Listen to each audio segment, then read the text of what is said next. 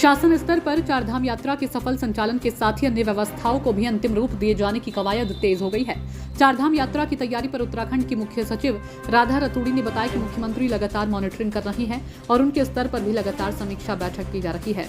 बद्रीनाथ और केदारनाथ धाम में master plan के तहत कई पुनर्निर्माण के कार्य किए जा रहे हैं। साथ ही मुख्य सचिव राधा रतूड़ी ने बताया कि चारधाम यात्रा के अलावा सड़क दुर्घटनाओं के मामले में सड़क सुरक्षा के तहत केंद्र सरकार ने मजिस्ट्रेटी की जांच को समाप्त करने का फैसला लिया। हालांकि उत्तराखंड में कुछ प्रभावितों को अभी इसके मुआवजे की राशि नहीं दी जा सकी है, जिसके लिए उन्होंने जिलों के जिलाधिकारियों को 1 सप्ताह के समय में भुगतान करने के निर्देश दिए हैं। साथ ही मुख्य सचिव ने कहा कि आपदा प्रबंधन तंत्र की मौजूदा व्यवस्थाओं को परखने के लिहाज से 1 रोज पहले हुई मॉक ड्रिल में रिस्पॉन्स टाइम कैसे काम किया जा सकता है, इसका जायजा लिया गया। साथ ही उन्होंने दिनों दिन सूखने वाले जल स्रोतों को गंभीरता से लेते हुए जल स्रोतों के पुनर्जीवीकरण के लिए जो भी व्यवस्थाएं की जानी है उनको तय समय सीमा में करने के संबंधित जिलों के जिलाधिकारियों को निर्देश दिए ताकि भूजल स्तर बढ़ाया जा सके।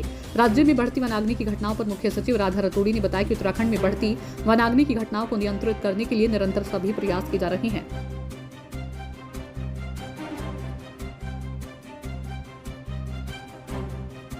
चारधाम यात्रा की समीक्षा हर स्तर पे हो रही है। माननीय मुख्यमंत्री जी ने भी समीक्षा की थी और हम लोगों ने विज़िट भी किया है। 2 बार हमने केदारनाथ जी का विज़िट किया है, 1 बार बद्रीनाथ जी का विज़िट किया है।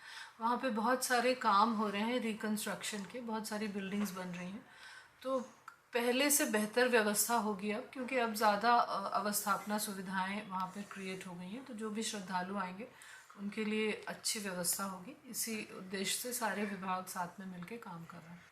सड़क सुरक्षा परिषद की कल बैठक हुई थी, उसमें ये हम लोगों को जानकारी दी गई कि यद्यपि भारत सरकार के नियम में मजिस्ट्रियल इंक्वायरी की जो अनिवार्यता है वो समाप्त कर दी गई है, लेकिन अभी भी कुछ ज़िलों में जो भुगतान होना था एक्सीडेंट विक्टिम्स को वो नहीं हुआ है। तो इसीलिए हम लोगों ने ये निर्देश दिए कि 1 सप्ताह में आप सारे भुगतान कर दीजिए। आपदा प्रबंधन का कल मॉक ड्रिल हुई थी और उसमें सभी लोगों को पता है कि अगर कोई भी आपदा आती है तो किस तरह से रिस्पांस देना है। सारे डिपार्टमेंट, सारे डीएम्स उसमें जुड़े हुए थे और सुरक्षा कर्मियों की पर्याप्त संख्या केदारनाथ में रहेगी विशेष रूप से, जिससे क्यू मैनेजमेंट में, क्राउड कंट्रोल में कोई समस्या ना हो। जल स्रोतों के पुनर्जीवीकरण के लिए हर ज़िले में एक समिति बनी है और डीएम्स को कहा गया है कि वो अपनी सूचना तत्काल जो जलागम विभाग है वो इसका नोडल विभाग है, उनको भेजें। उसके बाद एक एक्शन प्लान सभी को बनाना है मई के महीने में, जहाँ जहाँ गड्ढे खोदने हैं या और अन्य कार्यवाही करनी है, जिससे जब बरसात हो तो वो पानी वहीं पे उसका ग्राउंड वाटर रिचार्जिंग हो जाए और वो पानी रन ऑफ ना हो। तो जितने भी स्प्रिंग्स हैं या जो नदियाँ हैं उनको, उनके जल स्तर को बढ़ाने के लिए पूरा समन्वित तरीके से प्रयास हो रहा है। वन अग्नि को कंट्रोल करने के लिए आप लोगों की भी बहुत महत्वपूर्ण भूमिका है, क्योंकि आपके माध्यम से जनता को ये संदेश जाना चाहिए कि वन अग्नि कोई प्राकृतिक आपदा नहीं है। वन में अग्नि तभी लगती है जब कोई मनुष्य वो आग लगाता है।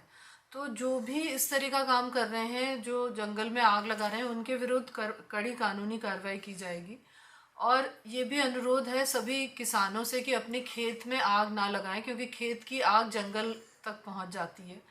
और जो पिरूल जलाने की प्रथा है, ये सोचा जाता है कि पिरूल जला देंगे तो अच्छी घास आएगी, इस प्रथा को भी समाप्त करना है। और पिरूल के बेहतर प्रयोग के लिए एनटीपीसी के साथ हम लोगों का करार हो गया है।